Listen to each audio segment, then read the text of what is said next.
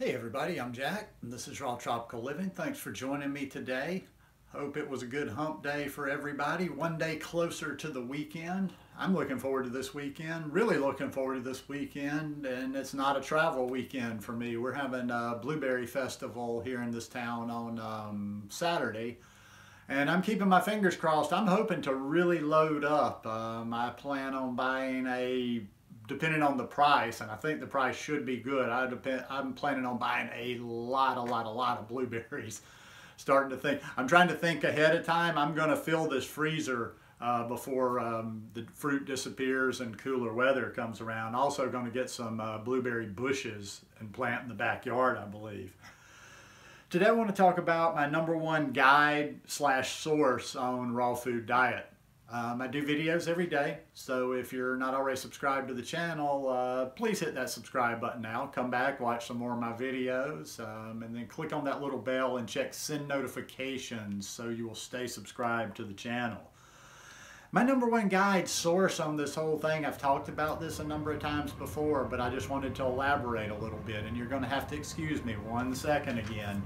Dang, I don't know what's happening with me. That's 2 days in a row. I forgot to turn the air conditioning off before I started doing a video. It just makes especially sitting here, it makes just kind of an annoying whir in the background, so decided to cut that one. But yeah, I was thinking about this. I've talked about this a number of times before, but I wanted to kind of go in depth a little bit more. You have to be able to, I can't stress this enough, you have to, as you're going along on this journey, you have to be able to tune in and understand your body. I can't overstate this enough that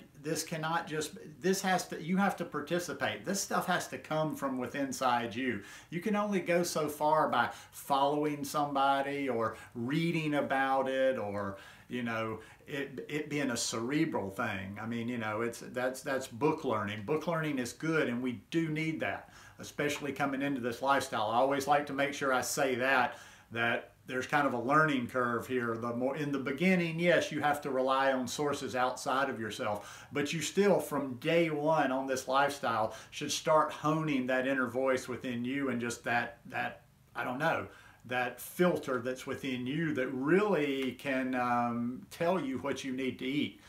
Now, as I was thinking about this video, getting ready to do it, I quite understand my circumstances are unique. I spend a lot of time by myself. I don't have other people in my life. I don't have wife, kids. I don't have obligations around. So I have a lot of time to spend on my science experiment. Even when I'm doing my work, I mean, I don't mean like I'm constantly, doing something food related, body related, or whatever, but I don't have other distractions other than like work and stuff. And as I'm feeding myself through my work day, or as I'm going through a week, or as I go through different phases, I'm just always really tuned in. It's kind of like that voice inside I don't have a lot of outside noise. I don't have a lot of conversation. So I'm really able to tune in. And that's the reason I kind of decided right today I wanted to do this video, because I've noticed a couple of subtleties in the last few weeks. And you got to learn how to listen to and read those subtleties. It's not always going to be as big as, okay, if you're new to this lifestyle, it may just be something that's not subtle that smacks you in the head or in the stomach. You eat something and it gives you a bad digestive response to it, or you just don't respond to that food, or something just, doesn't work well for you. Well, for me, it's not generally those type things. It's not, I don't vary my diet enough to where I go from, my usual feeling great to feeling terrible. But I do notice, like, certain things that bring me down a little bit, certain things that really take me to what I feel like is the peak of my power, when I'm feeling my absolute best. And sometimes my absolute best, to be honest with you, I'll have to dirty that down a little bit, because sometimes my absolute best is too much energy for me. I'm just like, wow. It's like, okay, we need to bring the energy down a little bit.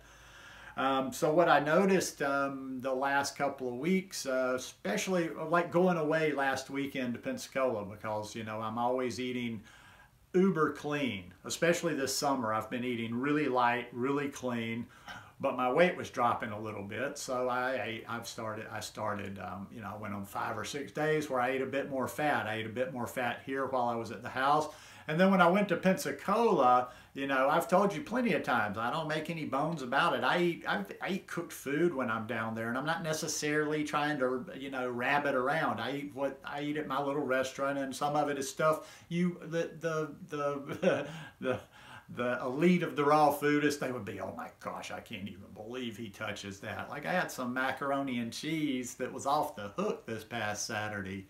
I had like this tofu scramble on Sunday for breakfast. I had some like hummus from Publix with some, what did I eat that with? Cucumber chips or something on Saturday night. So I had about 3 days that I ate, you know, cooked food. Not all day, every day, you know, I would have a meal, but it really, I could tell it took me down from that high, super high that I was on, and I could just tell in a number of ways. Number one, slowed down my digestion. Very, very much slowed down my digestion. Two, but I don't like to exaggerate. I can't say like, oh my God, I just felt absolutely horrible. I can't do this. It gave me a certain sluggishness. I noticed even when I was walking in Pensacola, and even the couple of walks when I first got back from Pensacola, my legs didn't have that bounce in them. There was just a slight sluggishness to my body. Now, once again, like I say, not where I had some sort of super crash where I was riding this high wave of energy and then just boom, came down. But like I say, after doing this lifestyle for 6 years, like almost anything, when you do something for a while, the changes you see or the little differences you see are not going to be that big. They are going to be subtle like that. So I see certain things like that, and I feel it. Once I feel something, you're not going to tell me anything. People are constantly, hey Jack, do you listen to this person? Hey Jack, read this person. This person says this person says that. I believe this, I believe that, and that's all good for you. That's all good for them, but I am the gatekeeper of the knowledge and what I put into my body, and I know that I know best. I mean, I just don't think my body would fool me like that. You know, I feel like this, and then I eat at a certain thing, and it brings me to here. There's no more proof I need than that. I don't need to read something. I don't need somebody that's supposedly smarter than me, that knows bigger words, that can spit the science on this to tell me what I'm doing wrong on this lifestyle, because I'm going to always trust this inner most of all. Now, I do still, no matter what, 6 years in, I still take in knowledge. I mean, I'm not just shut off saying, okay, I've got nothing left to learn. It's all about how I feel. I'm still studying things. I still read stuff that deals with the subtle changes, you know. At this point at 6 years in, I don't see major changes coming in the way I eat in the near future or in the long-term future. I think there will always be tweaks to it. But I can definitely tell how that food, and if you will listen, you got to experiment. You got to experiment, or just you get what you get. Like I remember a talk I listened to last summer of Don Bennett, and he talked about good, better, and best. And some, you know, people, that's up to you to decide how far you're going to go. I'm not even necessarily talking about your raw food eating or your raw food journey, but just in your journey of health. Are you trying to do things? I've made good changes in my life. I've made a lot of changes in my life. I'm saying this, that somebody might be saying this, and I'm happy with this. Some people want better. Some people want to like, okay, well, I want to feel the absolute best I can. I want to give myself the best chance of beating illness and disease. And some people want the absolute best. Now, we're probably never going to reach the absolute best, and the absolute best will always be arbitrary, and we can argue what is that, but I'm always shooting for that. Another real subtlety that I felt this past weekend, and I was going to do a separate video on this, but I just figured I would throw it in, because even though I consider it very important, when I do hydration videos, they don't seem to, I guess the keywording, they don't seem to attract as many people, so I thought I would throw them in a video. That hydration, you really should play with that on your own. Don't listen to what anybody else says. Don't take any preconceived notions. Play with it on your own. And before I even get into hydration, I am never going to have some batshit crazy conversation with somebody for 2 days. I've seen threads go on, just like debating the perfect source of water. Are you going to use triple filtered osmosis? Oh, you must use spring water. Oh, you must use distilled water. Oh no, you shouldn't drink water. You should eat it from your food. Just stay hydrated. Just stay hydrated. Don't split hairs so much.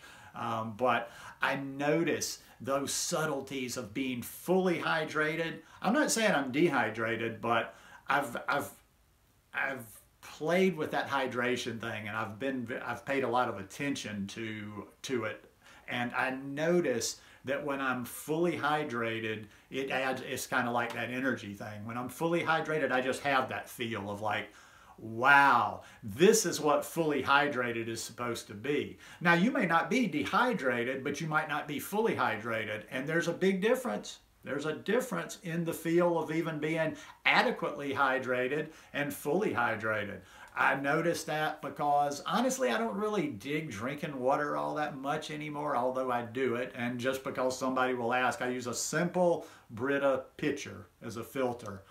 But with the watermelon juice, that stuff just wants to go down. So, you know, I've been in the habit this summer of drinking usually 1 a day, if not 2. Now, when I get 2, and then I do go ahead and eat some, say, mango, something higher water content, and then I do concentrate and I get a bit of water in during the day, you know, maybe a couple of liters of water. Wow. The difference, like I say, it's not night and day, but I'm just like, wow, this is a whole different level. So you really have to develop that intuition, that inner guide within your body, or you're never going to get like that next level stuff. You have to be proactive in this. You have to be your ultimate guide. You have to be your guru. Get rid of all these gurus. You don't need a guru. You're your own best guru if you will tune in and listen. Anyhow, I hope this video made a little bit of sense. Somebody took something from it. If you like it, please give me a thumbs up, and I'll see y'all again tomorrow. Peace.